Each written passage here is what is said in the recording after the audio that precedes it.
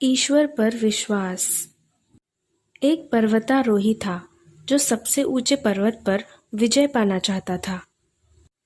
कई सालों की कड़ी मेहनत के बाद उसने अपना अभियान शुरू किया, पर वो युवक यह यात्रा किसी और के साथ साझा नहीं करना चाहता था। इसीलिए उसने अकेले ही चढ़ाई करने का निश्चय किया। उस पर्वतारोही ने पर्वत पर चढ़ना शुरू किया। जल्दी ही शाम होने लगी। फिर वह तंबू में विश्राम करने की जगह अंधेरा होने तक चढ़ाई करता रहा। घने अंधकार के कारण वो कुछ भी नहीं देख पा रहा था। चंद्रमा और तारे सब बादलों की चादर से ढके हुए थे।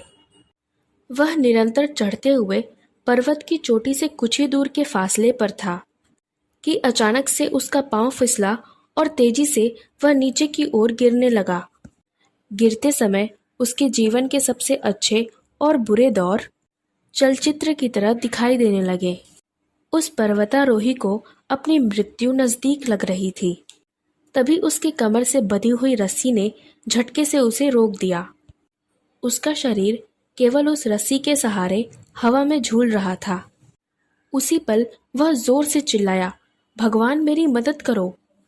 तभी अचानक से एक गहरी आवाज आसमान से गूंजी, तुम मुझसे क्या चाहते हो? पर्वतारोही ने कहा, भगवान मेरी रक्षा करो।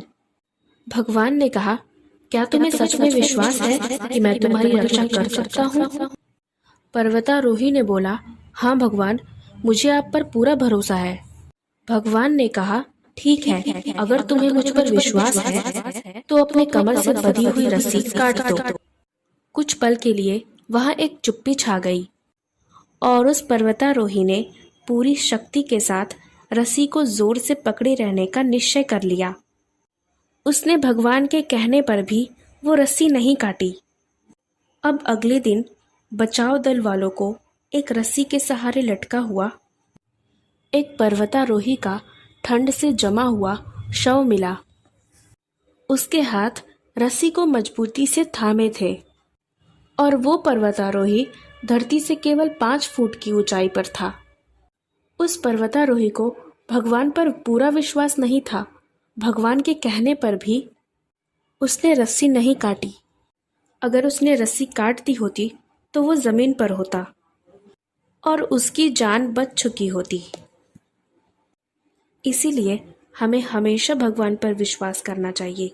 कभी भी ये नहीं सोचना चाहिए कि भगवान हमारा साथ नहीं देंगे। भगवान ने हमेशा हमें थामा हुआ है। बस यह याद रखना है कि विश्वास की डोर को कभी कमज़ोर नहीं होने देना है। ऐसी और कहानियाँ सुनने के लिए सब्सक्राइब करें आपके चैनल नमो गुरु गोविंद को। धन्यवाद।